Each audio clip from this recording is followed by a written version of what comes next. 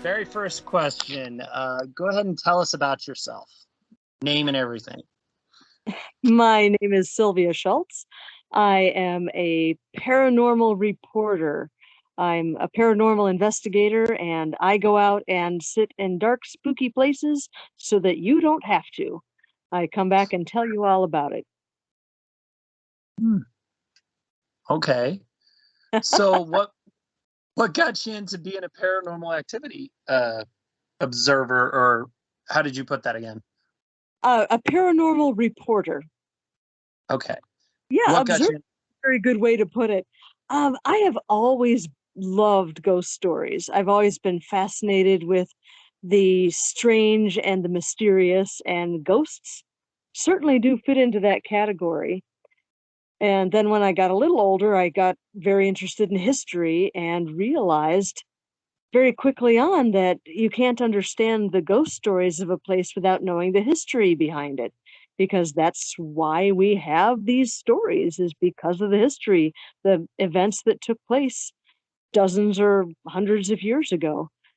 That's really what grabs me about the whole ghost story thing, is the history and the idea that these people that we're trying to communicate with were just like us, except they just happen to have died earlier than we.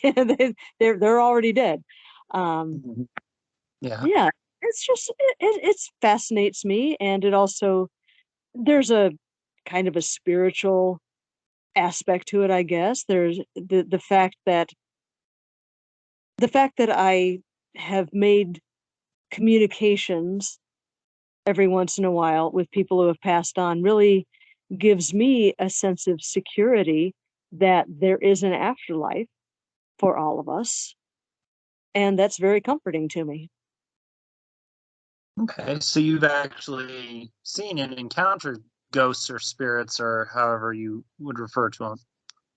I have, yeah. Most of my communication is through EVPs, electronic voice phenomena, and getting spirits' responses to questions over different pieces of equipment. And some of the communication I've had has come through the intervention of psychic mediums. And that's fine. I mean, if I am with a medium that I trust and that I know has that gift, I have no trouble at all um, accepting that what they are saying is actual communication with a spirit. Okay. So you have the interactions through the um, forgive me, I'm a little. I've never actually gone and looked into this subject that much. Ah, So you worked with a medium, and they've had they relay to you the ghosts or spirits are saying, and then you document it. yes, exactly right. Some of the mediums are more um I don't want to say more accurate than others, but more detailed than others. That's the word I want to use. There are some mediums that just kind of get feelings about a place. um I do not pretend to have any sort of mediumistic ability, but now that I've been doing this for over a dozen years, I find that I can go into a place and I can kind of sense the energy of a place, but I am not at the point where I can see spirits or hear spirits without a medium's interpretation, if you will. Um, but yes, I have worked with several mediums of varying abilities, and some just say, "Oh, well, there's a woman here who is very sad or whatever," and then there's another medium that I work with that can actually tell me what a spirit is saying, and she'll say, "Yes, he's holding your hand right now," and I feel warmth on my hand or whatever, and she'll say, he's laughing at you right now, or whatever, and this is what he just said. And yeah, it's an interesting experience working with mediums because of differing abilities, and you get differing results depending on who you're working with. So you said you're also into history, and so when you go to a site, do you do a little digging and background research before you go to that site, so you know what sort of spirits you might encounter? I absolutely do, yes. There are mediums who will not do that. They want to go into a place absolutely cold and see what sort of impressions they get. Like I said, I don't have that ability, so I find it very useful to learn everything I can about a place before I go. That allows me to tailor my questions to the Oh, I think you cut out a little bit there. Oh, okay, sorry, I'll say it again. When I go Yeah. to a when I go to a place, I do like to learn something about the history of the site because that allows me to tailor my questions to the place. If you go into a place and you know something of the things that happened there, or if you know the personalities of the people that used to live there or used to work there, you're going to get a much better response if you ask questions that are tailored to them. Um, I use the example of if you go to a college and you're asking questions about a basketball game, but you're in the science lab, you're not going to get very good answers. Yes, you curtail it more towards your audience in a sense. Exactly. Yeah. You're more likely to get a better response or responses that are easier to understand if you're asking the right questions. Okay. So your love of history and your love of ghost stories, is that what inspires you to document it and write these stories down as you've done in your latest book? Oh, absolutely. That is my greatest joy, is to find stories that are unfamiliar to me, because if they are unfamiliar to me, they are likely to be unfamiliar to my readers. And that's the best thing about ghost stories, is sharing them. That's what I really get a kick out of, is sharing these stories. And that's why we light a campfire and gather around it, is to share these experiences and share these stories. So yeah, that's what I really enjoy, is collecting these stories and then sharing them with my readers. Okay. So what's your absolute favorite ghost story that you've seen, been a part of, or experienced? What's your favorite? Oh man. that's that's a really tough one. Um I do have to say I have a great big soft spot for the Peoria State Hospital. It is very close to where I live. It's only a 10-minute motorcycle ride away from my house, and there are lots of really wonderful spirits there. You say haunted mental asylum, and your mind automatically goes all American Horror Story on you, and you automatically assume that there was pain and fear and abuse. And it is my privilege and my joy to share the history of the Peoria State Hospital with people. This was a place where the people were treated like family. They were cared for. They were given asylum. They were given a place to recover from whatever demons were bedeviling them, demons of mental illness. So the Peoria State Hospital holds a very special place in my heart. And there is a particular spirit at the this Peoria State Hospital that holds a special place in my heart. I would have to say my absolute favorite encounter is with a spirit at the Peoria State Hospital in the basement of the Pollock Hospital, which is the tuberculosis ward. His name is Right. Christopher. he prefers to go by Chris. And Right. he's a young man. He passed away from tuberculosis when he was in his early 20s. And I have been told by psychic mediums that he loves me, but not in a romantic way. He likes me because I remind him very much of his sister. Oh, Yeah. So he and I have had several conversations facilitated by the interpretation of a medium, and he's just a joy to talk to. He's like any other 24-year-old man who just happens to be dead, but he likes teasing, he likes having fun, he likes making me smile. And how can you not fall in love with somebody like that, you know? right. Well, that's interesting. So, Yeah.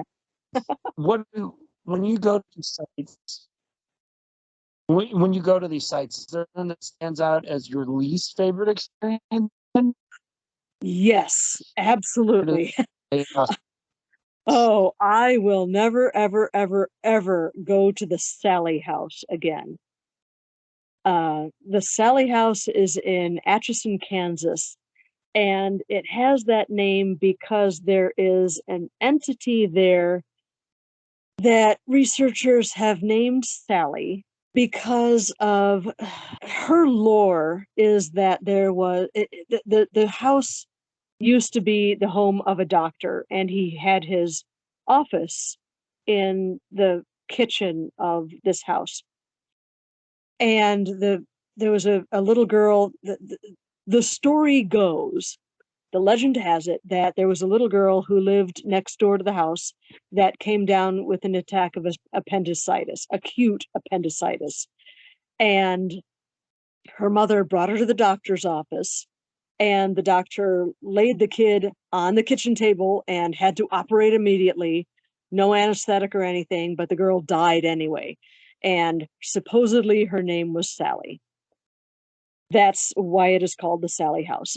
But after further Oh, I research, think I'm losing you again.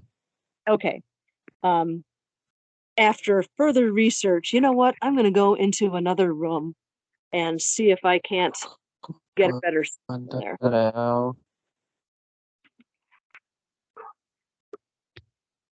Is this a little better? How's this? There we go. Go ahead and Okay. All right. Yeah, it looks like it's recording now. So I will the Sally House because of the fact that supposedly a little girl haunts the house. The lore is that there was back in the late 1800s, the house belonged to a doctor. And there was a little girl who lived next door who came down with an acute case of appendicitis.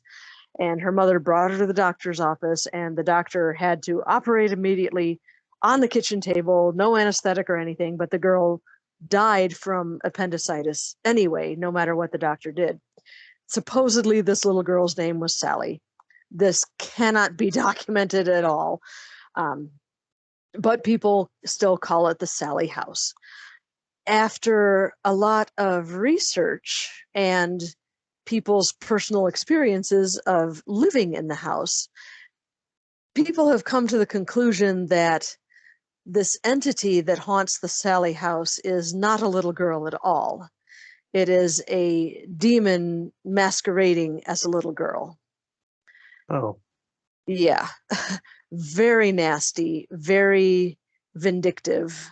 My experience with the Sally House was quite strange. I planned to go to the Sally House for an investigation, and the Sally House is about a 6-hour drive from my house. And I decided to make a weekend of it, and I swung by. I live in Peoria, Illinois, and I swung down by Springfield, Illinois, on my way over to Atchison, Kansas, and stopped in at a gathering of paranormal enthusiasts. They have a monthly meeting, and I happened to drive by there. And the coordinator of the meeting asked me to give a talk there, and I did. And I said, can I go first with my talk because I'm headed off to the Sally house after I leave here? And Carl said, oh, you must talk to Larry in the audience because he's had a lot of experience with the Sally house. And Larry told me, he said, be very, very careful when you go there because it is extremely haunted and people tend to have bad experiences there. People tend to get in car accidents on their way home. There have been reports of ghostly activity for houses in several directions, like a block away from the Sally house. They've had paranormal activity there. It's very, very powerful. So I said, okay, I'll be careful. I've shielded myself. I've taken all the necessary precautions. So I went there and did my investigation and gathered all my evidence. And long story short, I was on my way home from the Sally house, and the GPS took me on back roads. So it was about 10 o'clock at night when I hit the deer and totaled my car. Oh. Yeah. I don't know if it was because of the Sally house or not, but it was just kind of strange that that happened on my way home from the Sally house. So I messaged Carl and said, tell your friend Larry that the Sally house claimed another victim.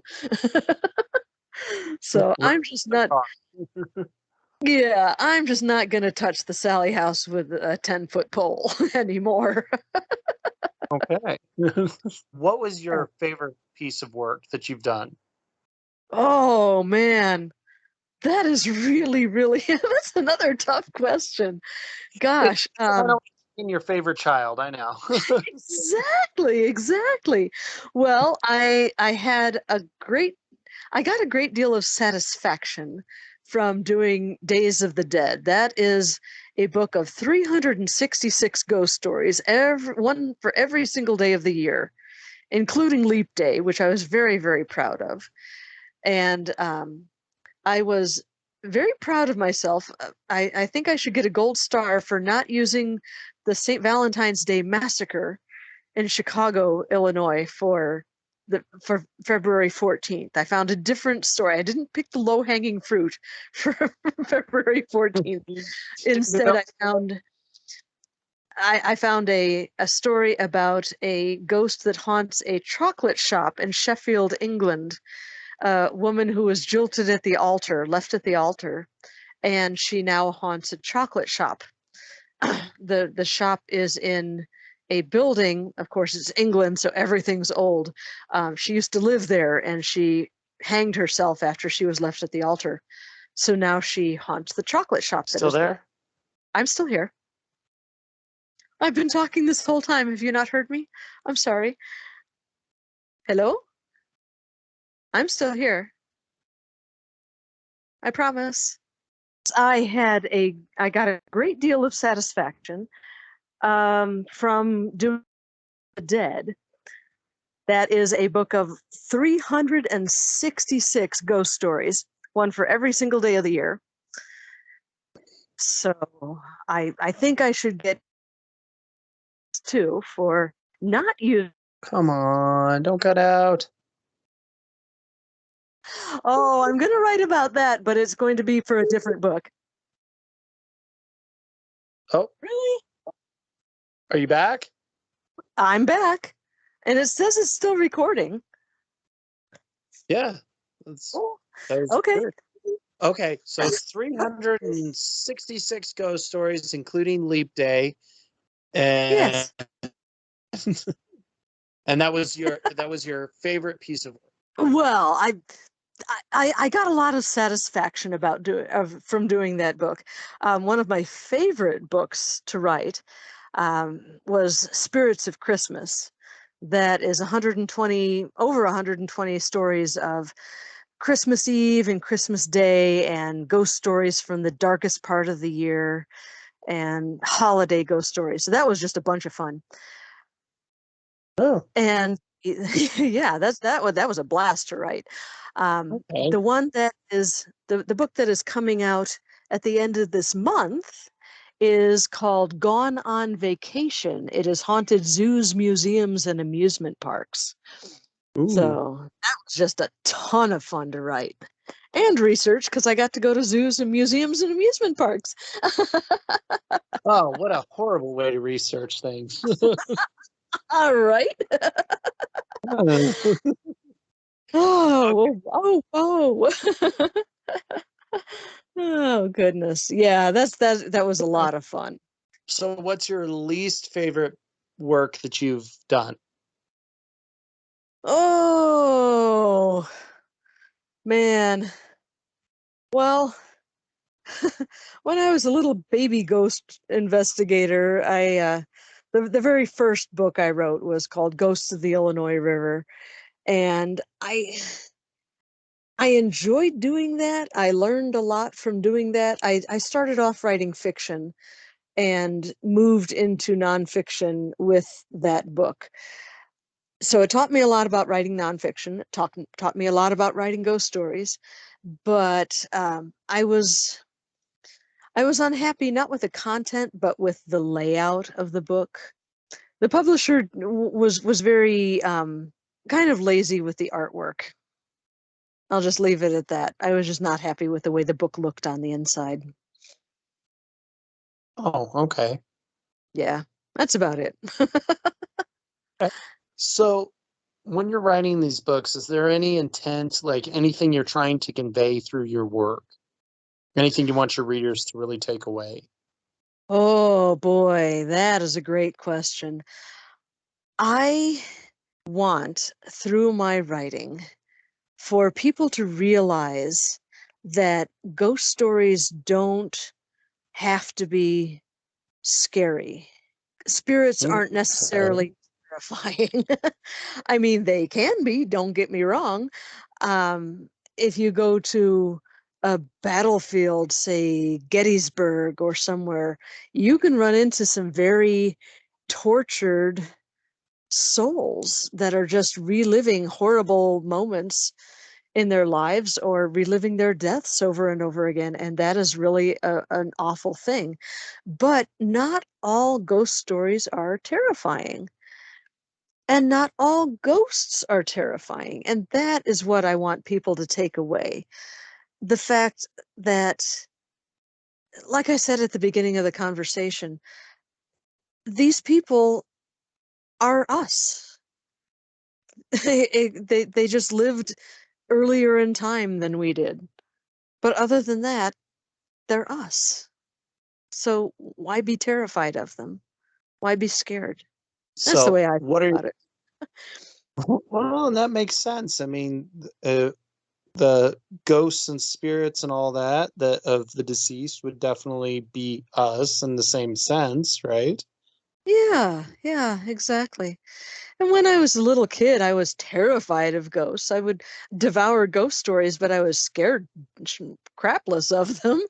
And now that I've actually investigated them, I realize that yeah, not every ghost story is scary, and not every ghost is scary. So, what are your future plans? What are you looking at writing next or working on next? Well, the most recent book I published was is called Grave Deeds and Dead Plots. And that is actually the first book in a series. I'm kind of expanding my wheelhouse and moving into true crime. When I wrote Days of the Dead, I realized that so many of these ghost stories that I was writing about had their roots in true crime. And true crime and paranormal are, the line between them is vanishingly thin. So, Grave Deeds and Okay. Dead Plots is the first in a series of collections of true crime stories that have resulted in hauntings. So I every time I read a ghost story, I'm aware of the fact that, oh hey, does this involve true crime at all? And I have enough material for, Oh, I'd say the next 5 books. Oh wow, So, that's yeah, oh a man, lot. it's So gonna be to be a great. own series. Yeah, yeah. I never thought I would be writing a series, but here we are. Any particular stories that stand out in that series so far? Oh, yeah. They're one of my favorite stories from Grave Deeds and Dead Plots is it's the story of Celia Rose. Now, Okay. once upon a time, late in the 19th century, there was a girl named Celia Rose who lived in Pleasant Valley, Ohio. Now, with a pretty name like Celia Rose, living in a place called Pleasant Valley, you might be picturing a dainty girl with porcelain skin and cascades of golden curls, a demure young lady whose greatest joy would be to sit and work on her embroidery. And if you Oh, were picturing that, you would be absolutely wrong. Celia Rose was she was a farm girl. She was kind of dumpy and plain. Nobody really liked her. All of the kids around kind of made fun of her, calling her ugly old Celie. Um, she was described as painfully plain. Um, so she didn't have a lot going for her in life. She was kind of an oops baby. Her parents were very much older, and her older brother was very much older than she was. Now, when Celia was a teenager, she developed a life-threatening crush on the one of the sons of the farm family next door, um, oh, Guy Barry. And she would watch Guy plowing the fields with his shirt off and everything, and she'd make every excuse to come over and talk with him. And she really fell hard for this kid. And Guy was not into her at all. He's oh, just not that into you.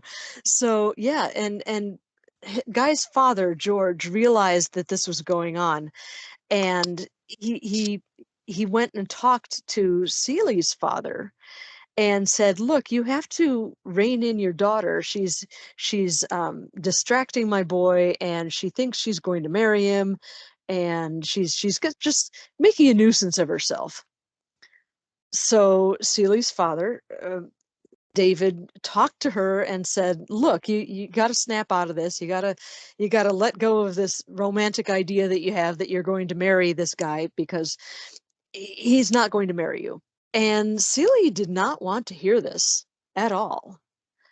So she decided to take matters into her own hands. And if her parents were going to forbid her from seeing this boy, she was going to get rid of her parents. oh, So she she bought a box of rat poison and stirred it into the family's um, cottage cheese that they ate for breakfast. oh, And yeah, her father and brother died the next day. Mother hung on for a while. Her mother didn't eat as much of the cottage cheese, so she didn't get as big of a dose of the poison. Celie didn't eat any of the cottage cheese at all, and she did not get sick. Go figure. Um, weird. yeah, yeah. So it eventually came out that Celie had poisoned her entire family just to be with this boy who didn't like her at all.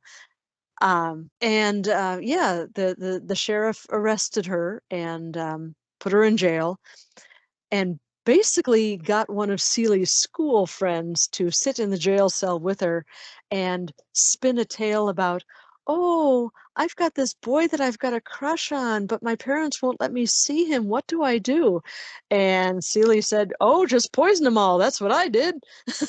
So that's how they got Oh, her confession.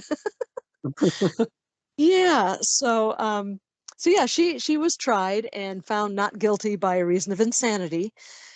oh, And spent the rest of her life in an institution, and that's where she died. She is buried in the institution cemetery, and her house still stands. The farmhouse in which she and her parents lived still stands, and on moonlit nights it is said that you can see Celie staring out the window, maybe hoping for one more glance of Guy plowing the field next door with his shirt off in the moonlight. Yeah. So that's one of my favorite stories from that particular volume of Grave Deeds and Dead Plots. Okay. Sounds Yeah. interesting. Oh, it's good stuff. Okay. So we're going to finish this out then. We've had plenty of communication issues, but we'll finish this out with the quick lightning round questions. Um, Okay. and I'll just ask these, just give your answer as quick as possible, and we'll move on, and then we'll go from there. Okay. All All right. right, What's let's your favorite food? pizza, What's your least favorite food? broccoli, Broccoli. Okay. Favorite color? purple, Least favorite color? eh, orange. Hmm. Okay. Favorite thing to wear on a cold day? Mm, I would have to say it's a pair of fingerless gloves that my sister gifted me one Christmas. Okay. That's unique. What is something that you've always wanted? Oh, $1,000,000 and a hot fudge sundae. I think just about everybody wants that. Yeah, that's not a very interesting or original answer. I've always wanted a horse. Okay. Yeah. Horse. My wife used to have a horse since she loved Really? it. So, yeah. Mm, Favorite thing you do own? okay. I would have to say that is my pickup truck. I was talked into getting a truck with an 8-foot bed, and I eventually got a topper for it, and I have turned the topper into the most adorable little camper. So now when I go on overnight paranormal investigations, I don't have to get a hotel room. I can just pull over somewhere and crawl in the back of my camper, and I have a little cot back there and pillow and blankets and coziness, and I keep it stocked with food, and I have a little water for a cup of tea. And Oh, yeah, it's just a little home on wheels, and I love it. the last one to finish it out. If you could have one superpower, what would it be and why? Oh, I would I would very much want the ability to turn back time just 5 minutes at a time. Maybe a little more, but to turn back time, Okay. because there have been so many times in my life when I've done or said something boneheaded and just wish I could take it back, or made a bad decision and wished I could take it back. Yeah, Just just want to rewind, just go back redo. 5 minutes. Uh, yeah, I would like to treat life like one of those choose your own adventure books. I read those when I was a kid, and I was the kind of kid who would put my finger in to hold my place and turn to page 54 and see what the choice was. And if I didn't like it, I'd go back to where my finger was marking the page and see if there was a better option. That's how I would Try write choose your own adventure books. try and pick your own adventure, but knowing the outcome of the adventure, right? Yes. Yes. It's horrible for that. But yeah, that's if I were to have one superpower, that is the one I would very much like to have. Just being able to go back in time a few minutes. Yeah. Okay. All right. Well, Sylvia, I want to thank you for taking the time to get to the interview. I'm sorry we had to reschedule a couple of times there to try and get this done. I'm glad Oh, we no, finally were able to get together. it's all good. It was a pleasure talking with you. Thank you so much for inviting me onto the show. Oh, you're welcome. Yeah.